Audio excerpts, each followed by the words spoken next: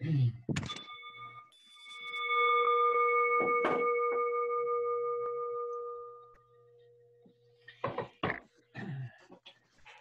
welcome to the 5,514th meeting of the Rotary Club of Chicago, the world's first service club. Thank you so much for joining us. We have an international crowd today, and we also have a large contingent from the Rotary Club where I began, the Rotary Club of Downers Grove, along with some other special guests that we'll introduce near the end of the meeting. Thank you very much for joining us all. We usually begin our meetings with a Rotary moment, and today we were expecting a visitor from a Rotary Club in Colombia, the Cardenega de Indias Club. If you could show the symbol for the Rotary Club. Shelby. Hi, how are you? Oh, she just joined. I'm here. You're Yes, here. I'm Fantastic. Here. Yeah, I'm here. Shelby, can you share the logo for Carolina's club? That's Carolina's Rotary Club, and exactly. Why I picked this is because of the next slide. This Rotary Club consists apparently of almost all women. Carolina, you want to take a minute? Yeah. To tell us about your club? Yes, indeed. In fact, we are 25 women and one brave man that is the current president this year. His name is Guillermo Lozano. So yes, we are very well known in our district because it's very particular that we are all women and one man. And well, we have worked several global grants around the world, especially with Rotary, clubs from Los Angeles, LA, also from Texas, Iowa. We are working on one with the Boston area right now, but we are not sure about this one because of the present circumstances. It was a grant to work with our Interact in education. So I found that it was very interesting that our Interact will be involved. And I have visited your club, I think twice or maybe even more with my dad. We were in, how do you call it? When you pass the president, when you... The installation. Yeah, exactly. Yeah, I remember you. I remember meeting you very well, and I was struck with the fact that your club was almost all women. And the reason why I picked this club to showcase, even though we have several international Rotarians, is what's getting some attention now is that the countries who have fared best in this COVID pandemic are actually countries led by women. So Taiwan has done very well. New Zealand has done very well. Germany is really a model for how to deal with this.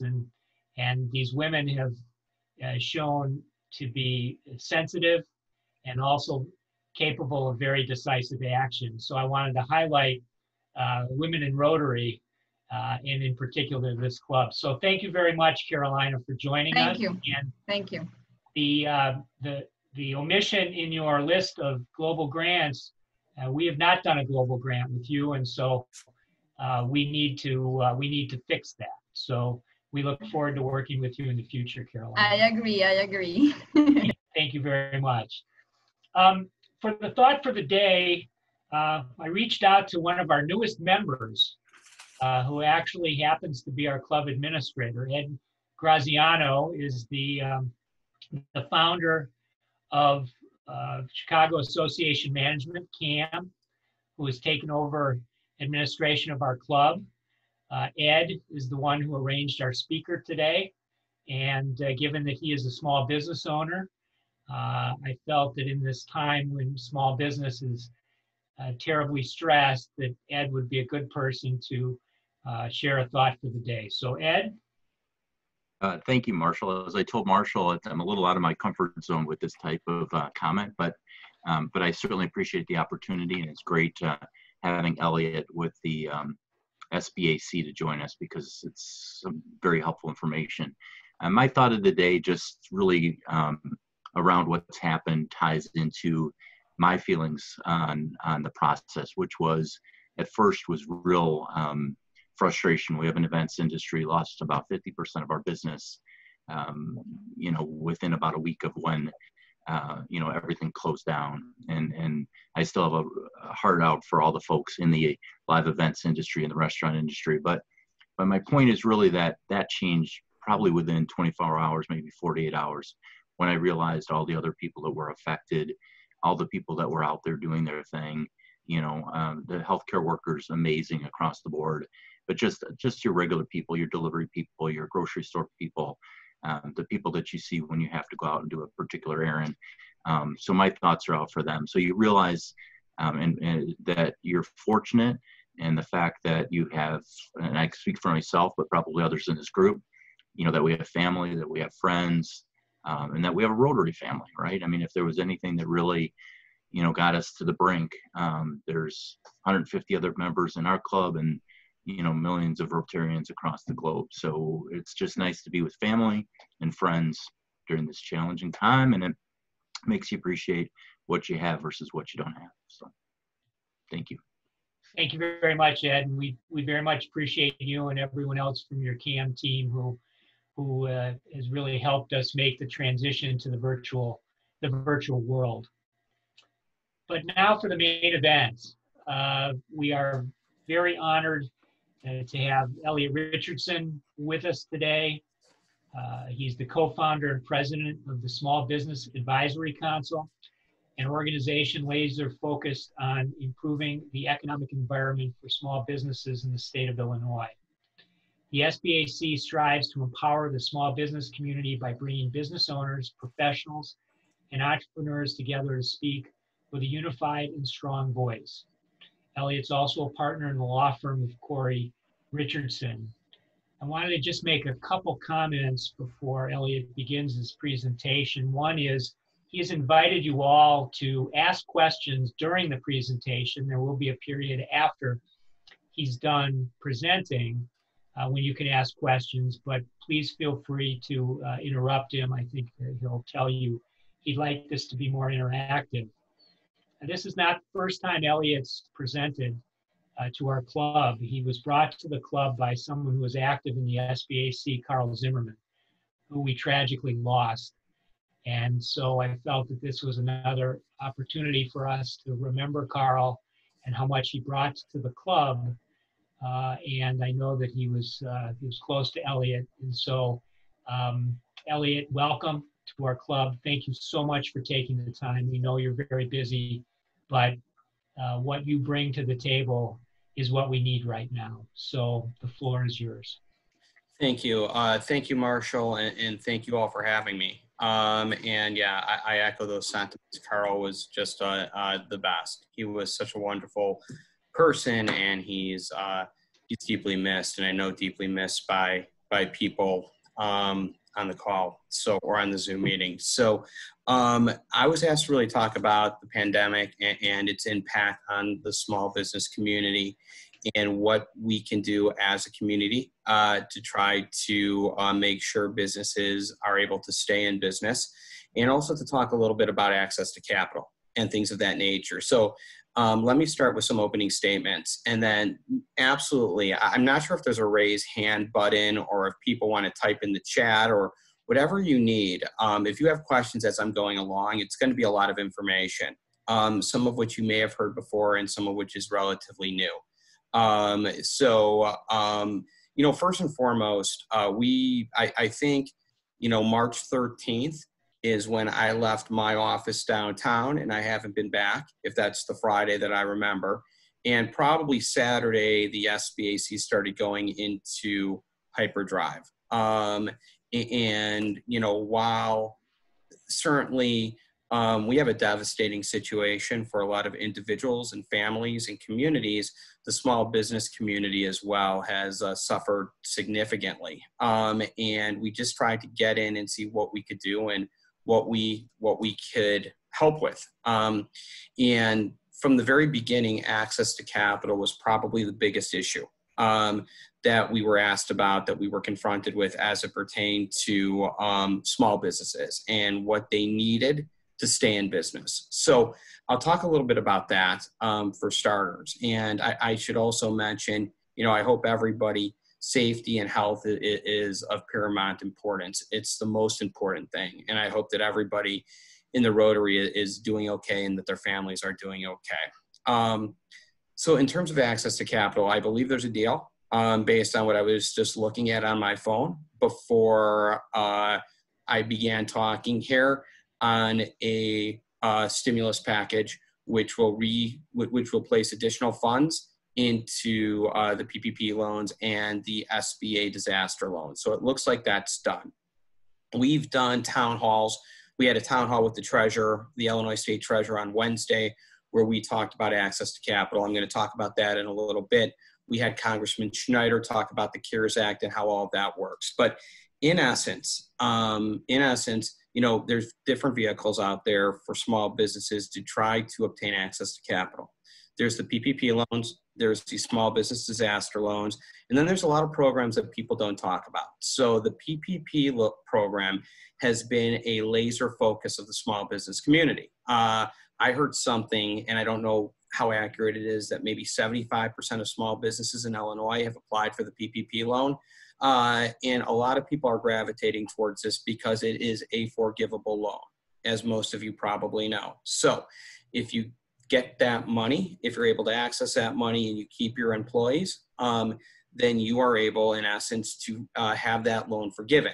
How exactly that's going to happen is still somewhat of a mystery. All the rules have not been written, but that's why people are gravitating towards it. So there's a lot of technical questions, like can you get a PPP loan and a SBA disaster loan at the same time? And the answer is yes, as long as you use them for different purposes.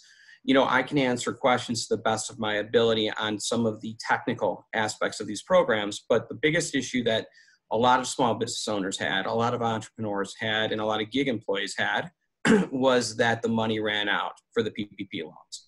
And if you did not have a relationship with a bank, and most likely a relatively significant line of credit with a bank, people just had trouble getting access to those loans, which are available for gig employees, and they are available for independent contractors up to $100,000. So I think the question as it pertains to PPP loans is what is going to be different this time around as opposed to the first time around, because there is a very legitimate concern that even with the money that's going to flow in the second time around, and I'm not sure exactly what it is, it's on my phone, but it's significant that, again, those funds will run out. So, my advice on the PPP loans is first to talk to your accountant and make sure that these loans are actually the right vehicle, but B, apply. And if your bank isn't getting back to you, talk to a different bank, talk to 2 different banks, talk to 3 different banks. I understand it may be like beating your head against the wall. Ask your banker for recommendations of other people that may be more in line to provide the smaller loan that people might be looking for.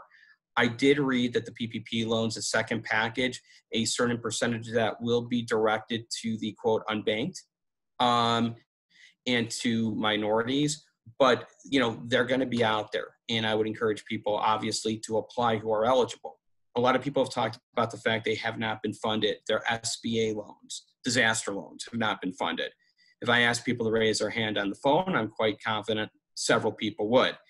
You're not alone. You're probably, you're one of just about everybody who have not had those SBA disaster loans funded. So there hasn't been much people could do about that. Not a lot of places people could turn. There is more funding for SBA disaster loans. So both the advances, I hope, and the actual loans themselves. So that's what's going on with those two particular vehicles and access to capital. What I will tell you is people are so hyper-focused on federal loans. I don't believe they're taking advantage of the opportunities on a statewide level. So one thing I hope people take out of this today is that the Illinois State Treasurer has a loan program with $250 million in it. And yes, those funds are not forgivable, but they are bridge loans. And the Treasurer's office, low interest bridge loans. And the Treasurer actually characterizes them as bridge loans. So if you're waiting, trying to get your PPP loan, and you need access to capital now, if you can find a bank that's out there providing these loans through the Treasurer's office, I would encourage people to apply. You don't have to take the loan. And these are not little small loans. I mean, you can get a decent amount of money through the Treasurer's office to tide you over. We have all sorts of information on that on our website. If you have questions on that, you can feel free to ask. But again, that's something that we just don't think enough people know about right now. Reverend? Thanks a lot, Elliot, for this information. What comes to mind for me immediately are two things. One, in the foundation, we have small S corporations. So we may have one or two employees, and the second one may be 1099, but the primary is the owner. Would they qualify for the state treasurer loans, even though they did not receive the PPE loans? And as you contemplate that response, how about nonprofits? Most of our churches, while they are faith entities, they still operate under a business model called a nonprofit. Are they eligible for any of the state treasurer or small business disaster loans? Yeah, and I've only got, so when people raise their hand like this, just so you know, I've only got, there's 4 screens and I can only see like one screen at a time. So you might want to, and I'm trying to look at the chat, but I guess we'll just play it by ear. The answer is yes. The Treasurer's office loans, I believe, are available to nonprofits. And I think they're available to 501c6s as well, which has been a big issue of contention because the PPP loans are arguably not able to be accessed by 501c6s, which are business organizations. The PPP loans, I believe, are available for nonprofits. And for solopreneurs, gig employees, and entrepreneurs, the answer is yes. The PPP loans provide, I believe, up to $100,000 forgivable loan through that program. The challenge, Reverend, has been trying to get banks or trying to get in line for these, subchapter S corporations, for these solopreneurs, for these gig employees to get access to these loans. And when we talk about unemployment insurance, you'll see just what a difficult position somebody who's a solopreneur or a gig employee is in, because not only can they not get the PPP loans, they can't apply for unemployment right now, even if their business has been completely shut down, which essentially leaves somebody without access to capital. And that's a huge problem. But I hope that answered your question. All right, thank you. Thank you so much. So the Cook County. Elliot, before you get going, let me just invite people. If you want to ask a question, just press the space bar, and we'll have to just play it by ear. But we're Rotarians. We live by the 4-way test, and we'll be able to work through it. But don't be shy to ask questions, because obviously questions like the one that was just asked advance the discussion. Thank you. I'm sorry, Elliot, to interrupt. No, you're 100% right. I mean, I've got a whole list of advocacy initiatives that we could talk about what we're doing, but the bottom line is I want people to come away with this with useful information. And that's the most important thing from our perspective. The Cook County, well, not the Cook County. Cook County has stood up a loan program. If people are in Cook County and they haven't checked that out, those are low interest loans for gig employees, for solopreneurs. The city of Chicago has their resiliency fund, which, while it has not moved as quickly as a lot of people would have liked, and it doesn't look like everybody will get funded through that program, I would encourage people to apply for that too. The question I often get is, should I apply for 3 of these loans? while filing for unemployment. And, you know, if I'm a solopreneur and whatnot. And the answer that I hear from legislators who we have on our town halls and engaged is apply for everything that you can right now. I mean, and if you get declined, apply again. Just keep throwing your hat in the ring and be persistent.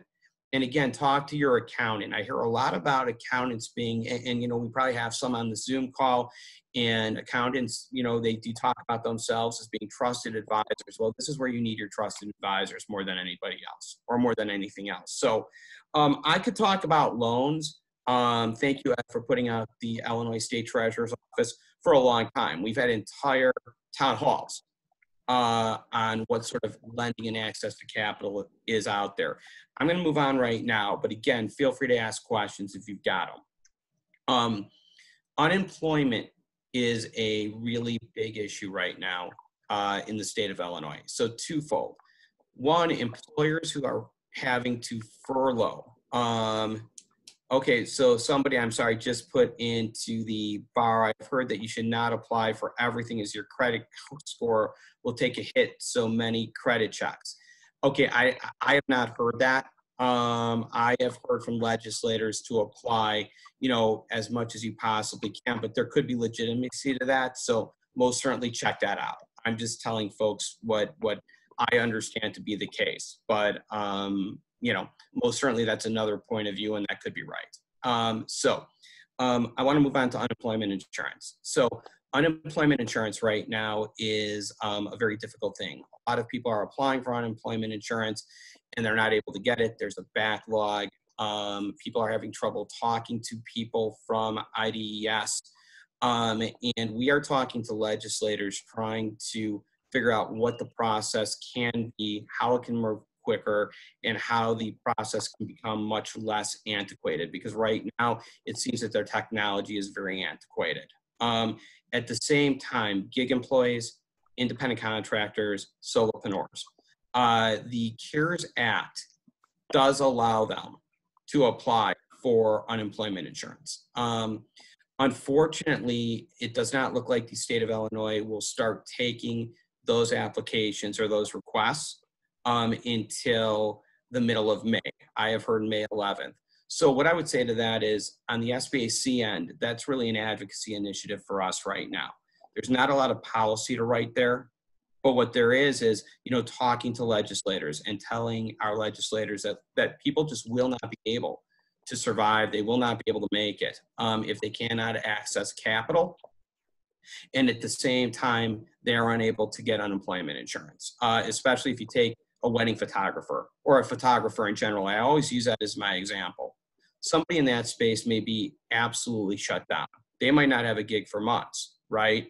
And if they can't get access to capital and they can't take unemployment, again, they're really stuck. So we're just trying to push that ball down the center of the field, talking to legislators, trying to get the spigot open for unemployment insurance. But that's another issue that people are facing. And we had a town hall on Friday where somebody talked about unemployment insurance and health insurance. And I would say 75% of the questions were about unemployment insurance. So that's the second issue that we're dealing with. The SBAC sent a letter to the governor's office that was signed by at least 11 or 12 chambers of commerce, and more are coming on Friday, asking the governor to defer sales tax payments until the Illinois economy is reopened. So while people are scrambling for access to capital, another thing that folks can do, another thing that would be very, very helpful would be to allow retailers and people who pay sales taxes to hold on to those funds and pay their employees and pay to keep the doors open. And, you know, we hope we're going to hear back from the governor. We'd like to get every business organization in the state on board that initiative. But for us, it has to be a complete and total comprehensive strategy that pertains to really keeping the small business community in business. So at the end of this, when we come out of the other side, there's not just big retailers that are left. Small businesses have been able to weather this storm. And we feel that this is another piece of that. So that's another thing that's on the SBAC agenda. You've probably heard a lot about business interruption insurance. Small businesses request to have insurance companies cover the losses associated with the shutdown. Our organization will be deeply engaged in that. In, I think, 5 or 6 states already, they've filed legislation asking that the insurance companies cover losses suffered by businesses because they've had to close down because of the virus. There are a lot of legal intricacies, and I'm sure there's going to be a lot of lawsuits. Lawsuits have already been filed. It's pitting big restaurants against the insurance companies. For us, it really needs to be a comprehensive, nonpartisan, common sense solution to this. People have been paying into their business insurance for 20 years, right? There hasn't been a hurricane in Illinois. There hasn't been an earthquake in Illinois. And now people are asking for some help back. We're talking to legislators about filing legislation on this, but this is one of the topics that we're going to be pursuing as well, is business interruption insurance. So if there's any questions on that, feel free to ask as well, and we'd be glad to answer that. Commercial property. So I'm just sort of going, yes. Sorry to bother you. On this business interruption, am I hearing you suggest that even if your policy doesn't state coverage for pandemics, or it may state coverage for tornadoes or hurricanes or flooding, but you're saying that this non-stated thing is what you're trying to move the legislature to have insurance companies cover? Yes, and several states have done that already. So several states have said, because of the conditions associated with this pandemic, Reverend, that that insurance companies to some degree should cover losses associated with the shelter-in-place orders.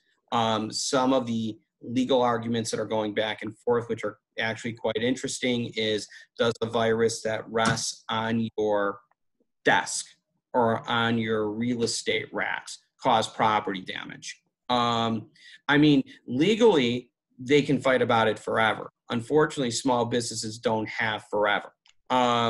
This is a highly publicized issue right now. I'd like to see a compromise. I mean, I'd like to see us get engaged, and I'd like to see some money flow to small businesses that can barely keep their doors open. And we should be having this discussion, absolutely. And I get so many emails from so many business owners about a lot of different things. Business interruption insurance is one of those. Okay. So property. We've got a big issue right now, and I'm sort of going through this like it's a laundry list, and I hope that's okay. And I really would like people to ask me questions if they've got them. There's a broken chain right now. So if a small business can't go to their place of business, they have no income coming in. A lot of times they can't pay rent. If they can't pay rent to property owners can't make payments to the bank. Some tenants have subtenants. Those subtenants aren't paying the tenants. The tenants can't pay the property owners, and the property owners can't pay the bank. So what the SBAC is doing is we probably have about 15 property owners, attorneys, small businesses that have all formed a committee to try to figure out what a reasonable solution is here. And we suspect that will involve some sort of forbearance on paying mortgage payments, some sort of forbearance on paying rent. Not forgiving rent and forgiving mortgage payments, but tacking them onto the end of a lease and the end of the mortgage. Nobody's really talking about this right now. And that's a really, really big issue. And we've got to get involved in this conversation. We'd like to have a town hall, not this week, but maybe next week, and invite maybe a Democratic senator, a Republican senator. We're really having a lot of success bringing legislators onto these meetings to talk to people. They want to talk to their constituents right now, and they can't do it in person. So they're jumping on these calls and providing a lot of useful information. But if we don't figure out this property issue right now, it's going to be very difficult to figure out how our economy is going to work. If banks continue to press property owners for mortgage payments, but property owners can't get it from the tenants, and the courts are stalled right now, the question is, how do we get out of this? And the answer has to be together. You know, I think that that's really, really important. I also want to say the town halls are all, and if you can't find them, let us know. So Congressman Schneider, right after the CARES Act came out, whether you're a Democrat or a Republican, he really gave us tremendous insight on what the CARES Act was going to look like. Same with the treasurer. You know, the treasurer really told us what we needed to do. Access capital through his program, and how to go about getting it. So, you know, you can go to our website and you can find out about those town halls, and you can listen to those town halls as well. Other things is we want to ensure that small businesses who have had to lay off employees, that their taxes, their unemployment taxes, don't go up, that they remain at the level that they were at on March 1st. That's a policy initiative that we have right now. And really, the final thing I'll talk about, and then, you know, if there's questions, fire away, is the Problem Solvers Caucus has put out a plan to reopen the government. To reopen the economy, to get back to work. And the Problem Solvers Caucus is a group of bipartisan representatives in the House. We have a couple interns that are going to be tearing that apart in a good way, I hope.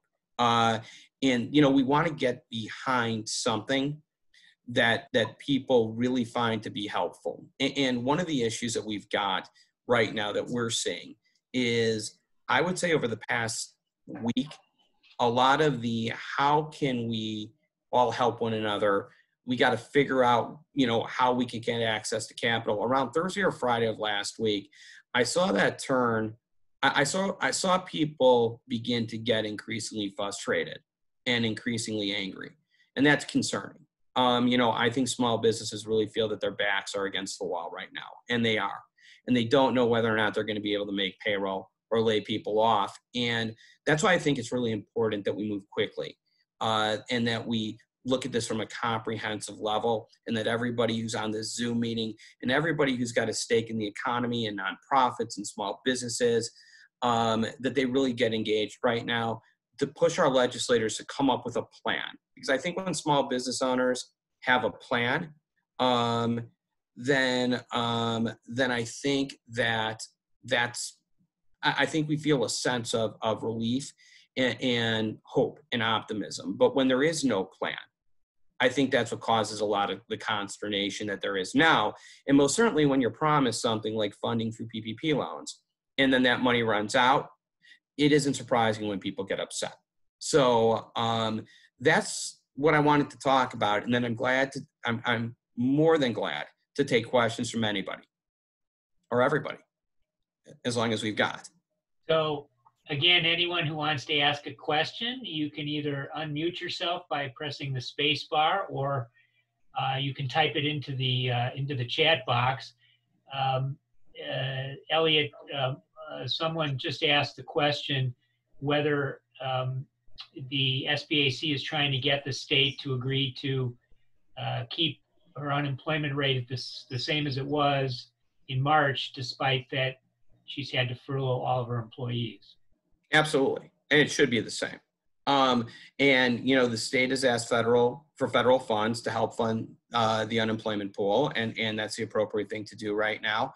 But how are small business owners who have absolutely no access to capital right now, who through no fault of their own has seen their revenue decrease, how are they going to also be able to shoulder an additional burden on unemployment taxes because businesses were forced to lay off good employees and valued employees because they didn't have any revenue coming in?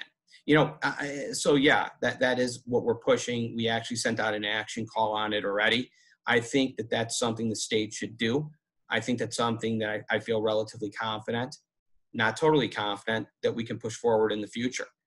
So absolutely. And, going back to our deferral of sales tax, that deferral of sales tax is only for businesses that make $3 million, that gross $3 million or less in a year, and have seen a 25% reduction in their revenue since March 1st. So everything's got to be focused towards small businesses, including what you're talking about, Barb. Hey, Elliot, it's Ed. What do you think it's going to look like when this pandemic is over? I mean, it seems like the government's making money somehow and giving it to us, which is great and necessary, and I'm not very bright on how that works.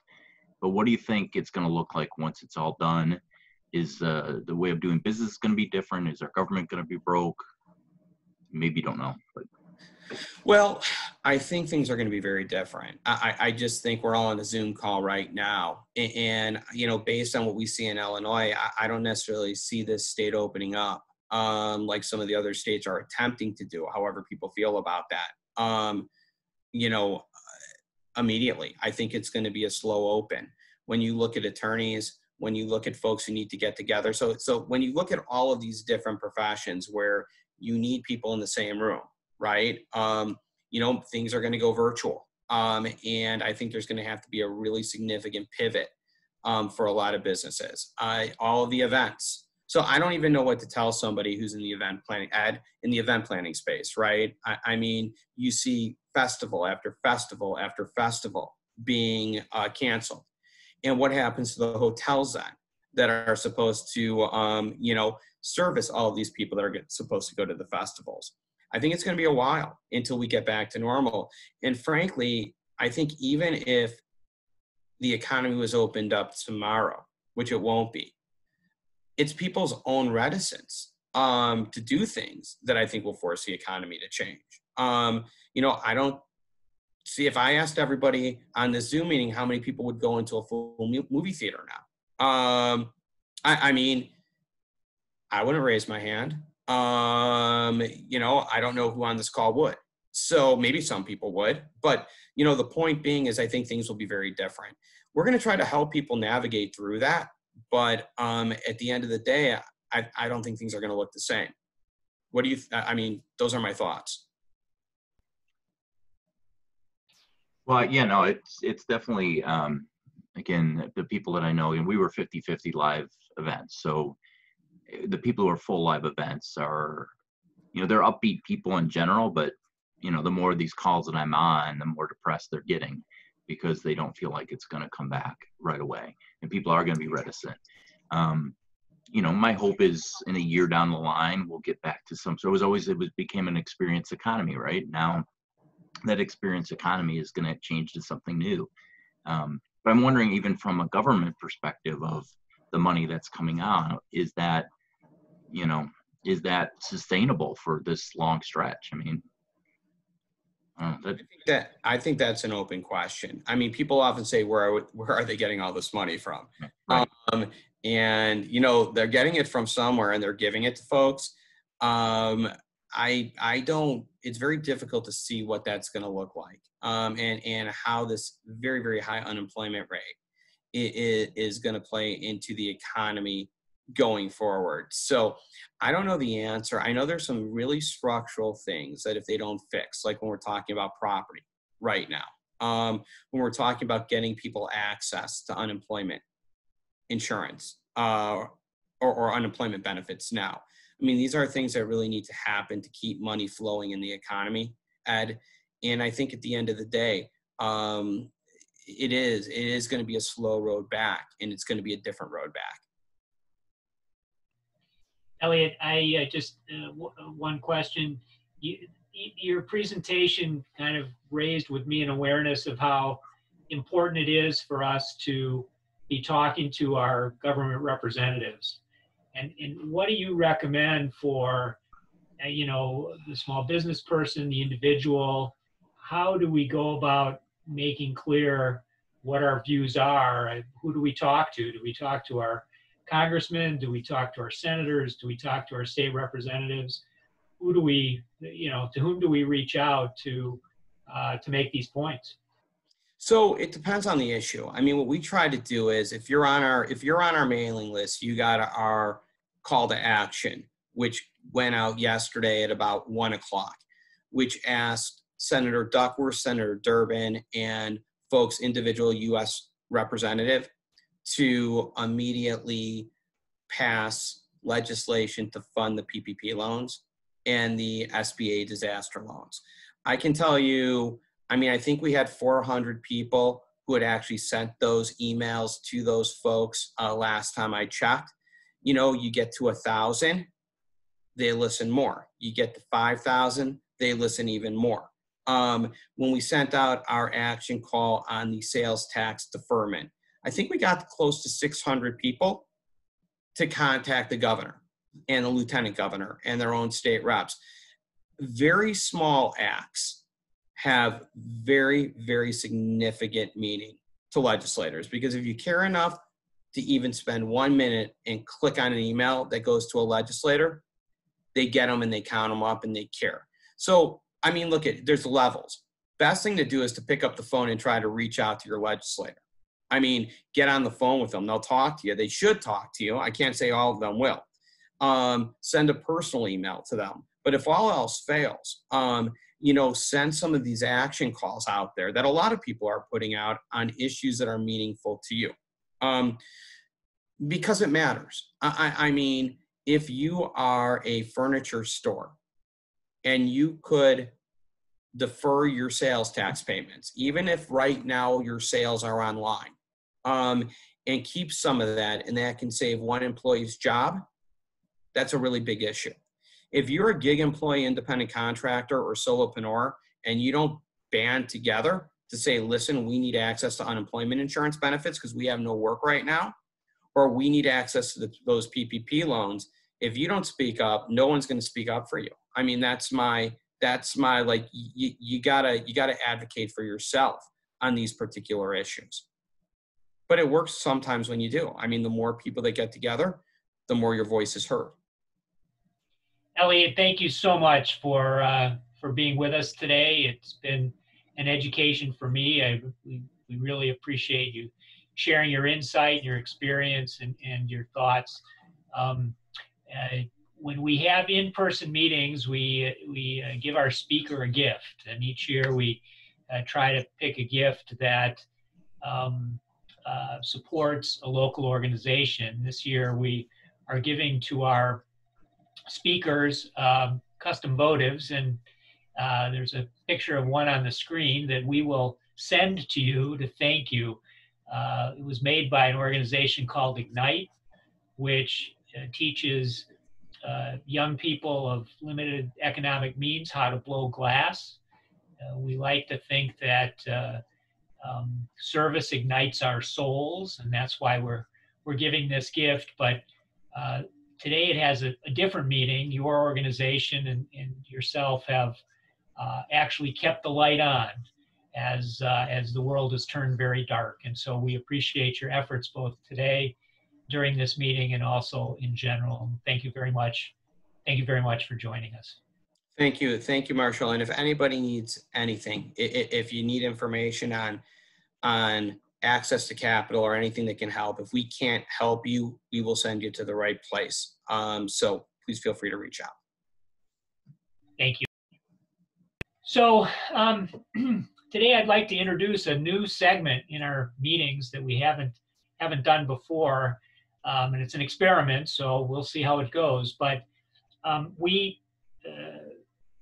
what I've discovered during this pandemic is that people being stuck at home, there's a longing to just talk to people and just talk about what they're doing and how they're feeling.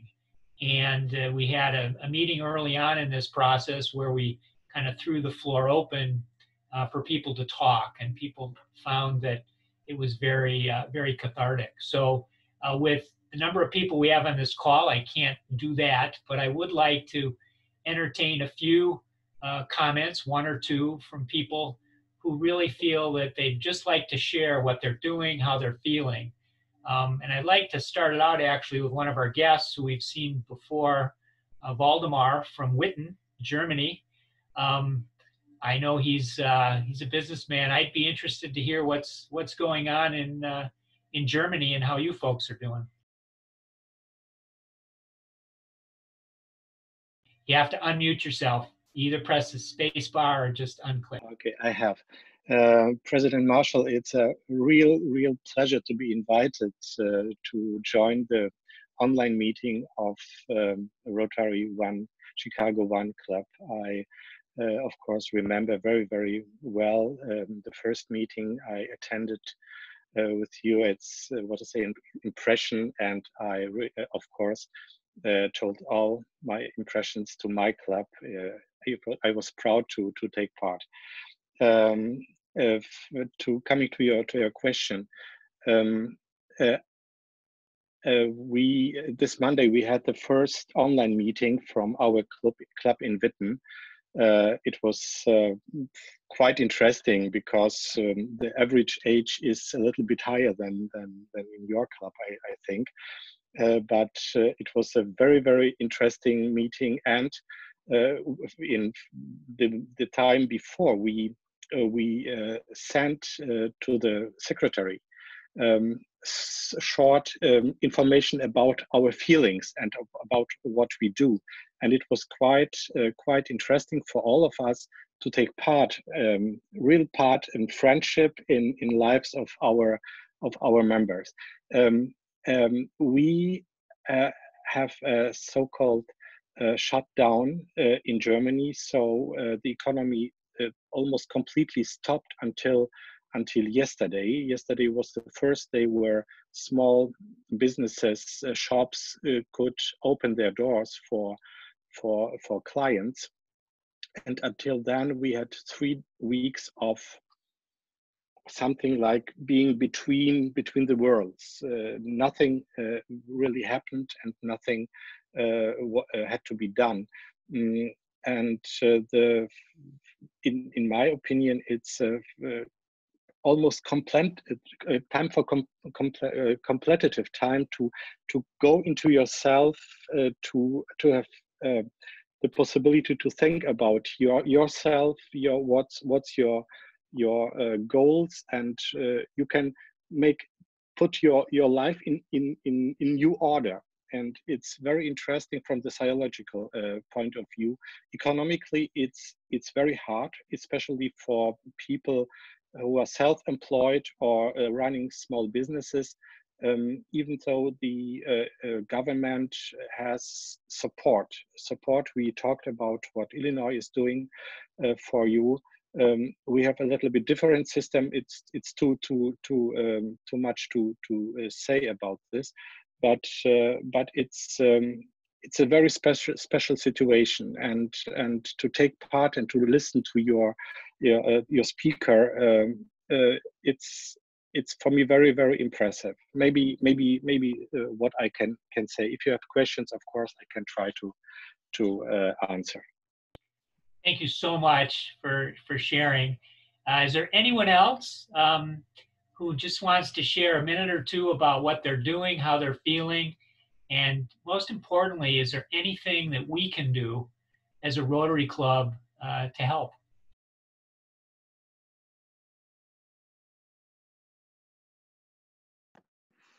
Hey, Marshall. Thanks again for inviting me. I really enjoyed Elliot's presentation. In fact, so much so that I look forward to this kind of discussion going forward.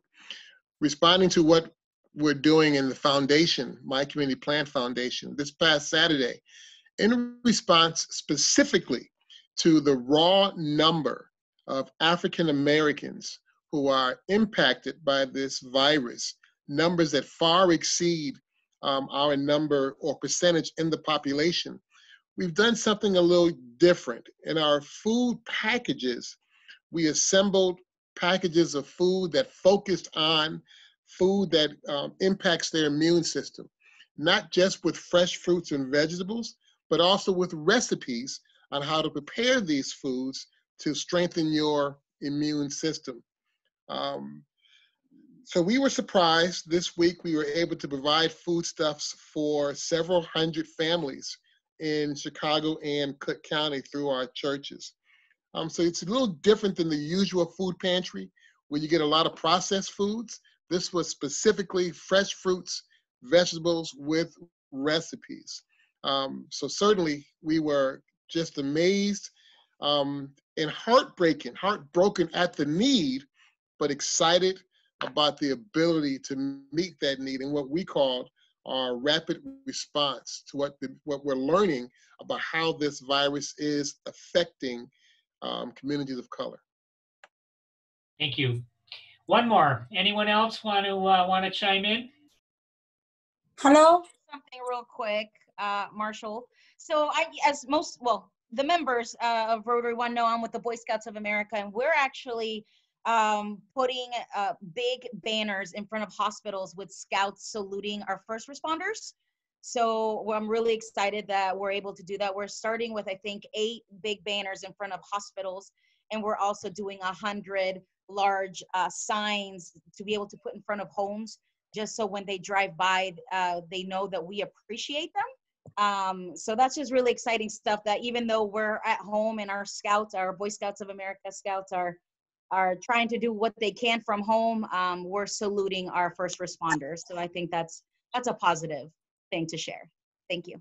Yeah, thank you very much. And as you know very well, Marilyn, because you've been instrumental, one of our cornerstone projects in the COVID effort is to get meals to the front lines, to doctors and first responders in Chicago. So thank you very much for sharing.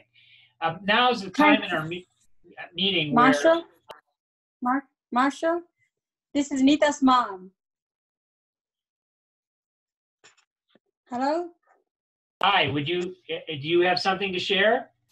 Yes, because I really like the last person's comment about food, giving recipes with to build immunity system. That's what Nita and I were talking yesterday.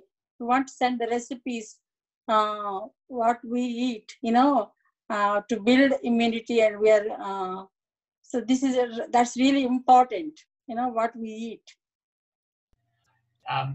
It is, and I think a lot of things that we do to help our mental and physical well-being are really important now, when we're all so busy, working and doing all the things that we do every day.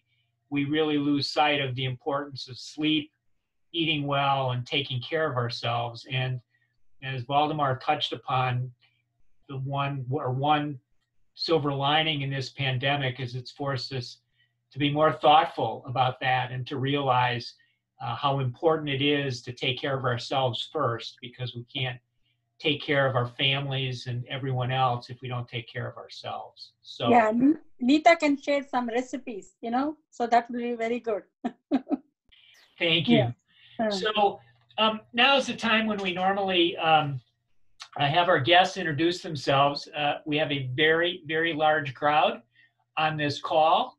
And what I would ask, and we've done this live, I don't know how it's going to work here, but what I'd like to do is have everyone take no more than 15 seconds, introduce themselves, tell us your name. If you're a Rotarian, tell us what club you're with. And I'm really just now talking about people who are guests of the Rotary Club of Chicago, our members.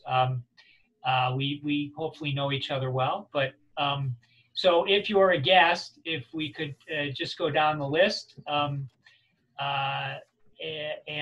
introduce ourselves, that would be helpful. So I have to leave it up to you to direct traffic here. So if people could just look at their screen and use their judgment about when they're going to introduce themselves, I'd appreciate it. Joe, do you want to start? So why not? Joe Kenny, president of the Rotary Club of Downers Grove, where Marshall and I first met as Rotarians there, and I have a handful of our members on this call today.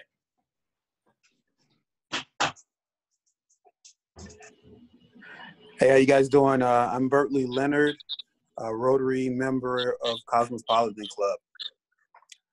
Good to be here with you guys. Hi. Oh, sorry. Go ahead. Hello, I'm Henderson Yarbrough, Maywood Proviso Township Rotary Club, along with my wife. Karen Yarbrough. We are both Rotarians, of course. And it's been a pleasure to sit in and listen to the program of today. Hello? You're up.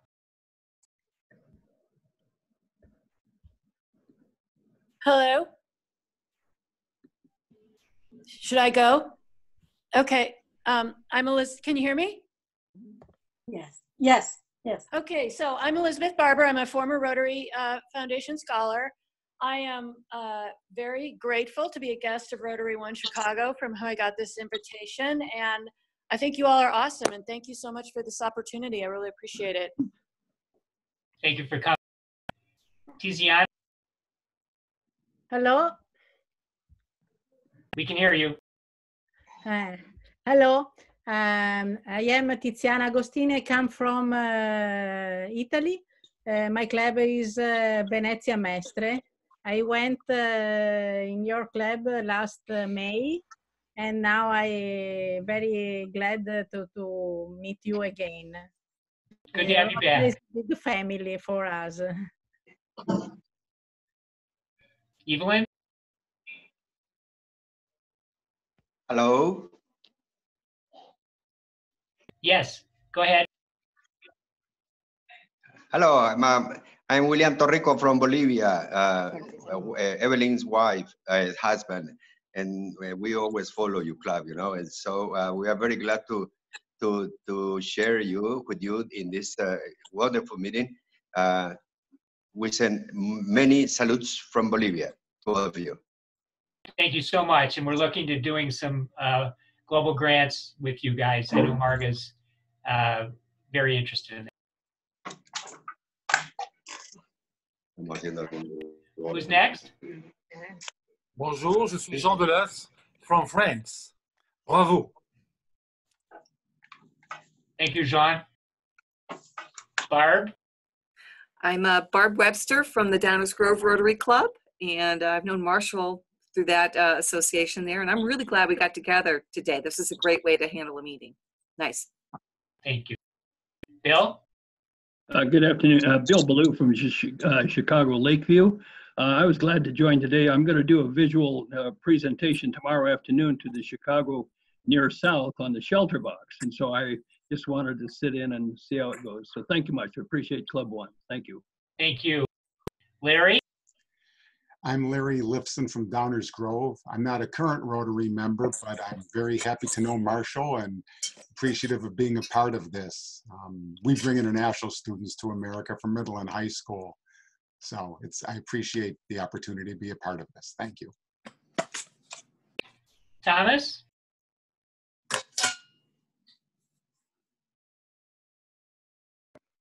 Yes, Tom Montgomery, Cambridge, Illinois Rotary Club. Very happy to share the meeting with you. Thank you very much. Tom from Schaumburg? Hi there, Tom Ghosh from the Schaumburg Hoffman Rotary Club. Thanks for having me on. Glenn Garlick told me about Elliot speaking, and I can't miss him.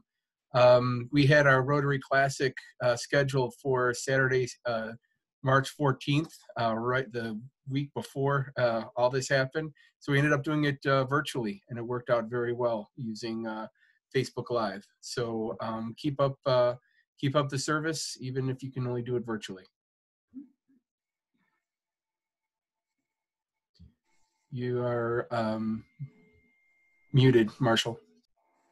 Kenneth, you raised your hand. You want to go next? Oh, sure. Hi, I'm Kenneth Frierson. I am a friend of Rotary and visiting, via Zoom with Dr. Michelle Stewart. She's the president of the Institute for Clinical Social Work. And so we are a graduate school in Chicago and training the frontline workers to help us recover and rebound from this pandemic. Thank you. And Michelle is one of our newest members and very, very, very valued. She's one of our volunteer coordinators. Jason, you look like you wanted to introduce yourself. Sure. I'm Jason Barron from the Rotary Club of Madison, and I'm immediate past president of the club. So enjoyed sitting in. Say hi to my partner, Ken Albridge. Oh, I know that name. Yep, I know Ken. I recruited him for Rotary, so you can thank me. You're welcome. Thank you. Who's next here? Let's see, Lisa. You're muted. Whoop. I'm from the Rotary Club at Downers Grove. Marshall, I don't know if you remember me, but you and I have met several times. It was great to be on the call today. Thank you. Yeah, thanks for joining us. Who's next? I kind of lost the thread here. Tony Anzalabahir from incoming president, Bakersfield East. Just like to see how one of these meetings is conducted.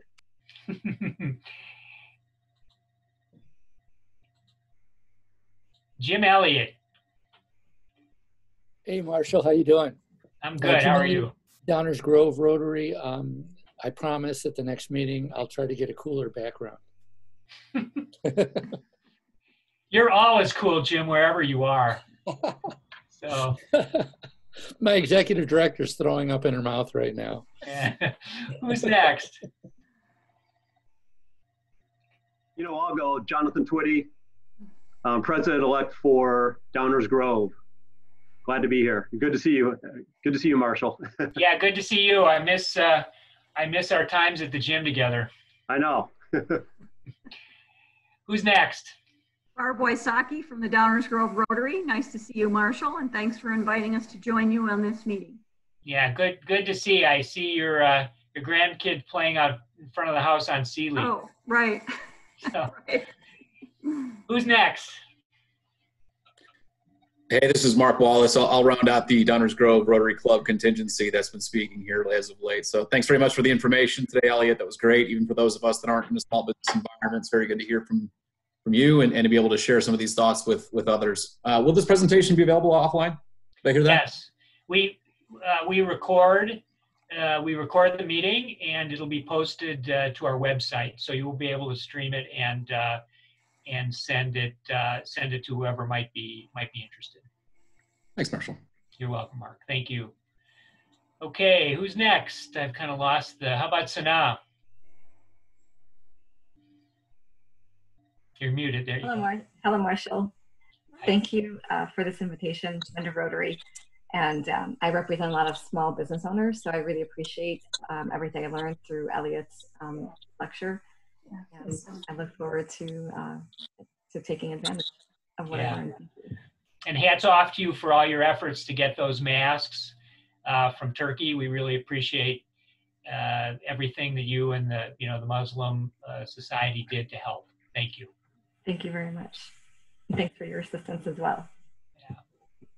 Okay. Hi, Marshall. Yeah, I'm sorry. Oh. Hi, my name is Sabaya Managabadi. I'm from Valparaiso Rotary Club. Thank you. Yeah. And a good old friend from Haiti, Nathan. Yes. How are you doing? Very good. Thank you. Yeah. I'm doing well, Marshall. Good to see you. We did lose one of our friends in Haiti this past month. I don't know whether you ever got to meet Amos DeRosa. He was a past district governor. We lost him in April. He was quite an inspirational figure.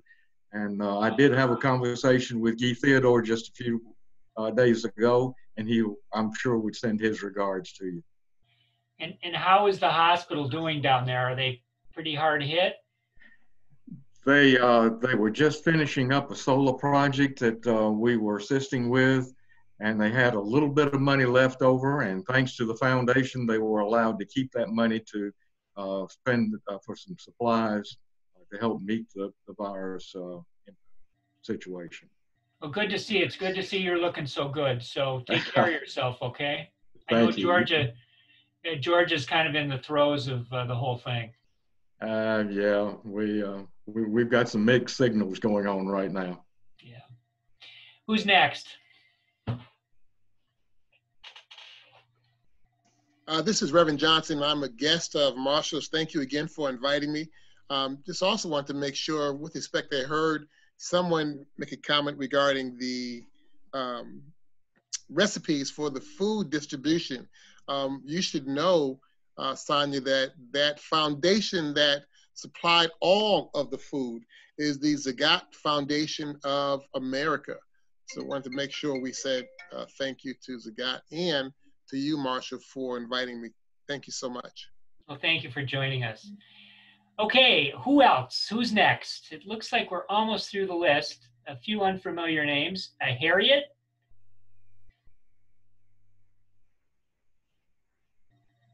Harriet Lewis? Hi, Marshall. I'm not a guest, but I am, this is probably the first time I've introduced myself as one of the new members of 2020 of the Rotary One Club. We haven't formally been in, we've not met. Myself. Yes, we haven't. Well, thank you so much for joining us and for joining our club. We're really happy to have you. We've, through Ed's efforts, have attracted a whole group of new Rotarians. So thank you for being with us. Okay. All right, who's next? Okay, maybe we've run the course here. Thank you so much, everyone, for coming. A few quick announcements, and then I will get everyone on their way. As I mentioned, our one of our cornerstone projects for COVID is the Meals to the Front Line. And for those of you who are not familiar with it, one of our members, Alita Williams, who is in the hospitality industry, she's a caterer and a chef of great renown, is putting together meals for healthcare workers in the medical district and 3 hospitals on the north side. Through the work of our member Sarah Buck, we've also made a connection with the Essex House, which is hosting some first responders who are staying there during the pandemic. We're delivering these meals periodically to these heroes. Up until now, we've been financing it through our foundation, but we're now going out to raise money. These meals are very economical. They're $5 a piece. So for $5, you can feed a first responder or a medical provider who is really fighting on the front lines. We direct these meals to the people who are providing direct service to victims of the virus.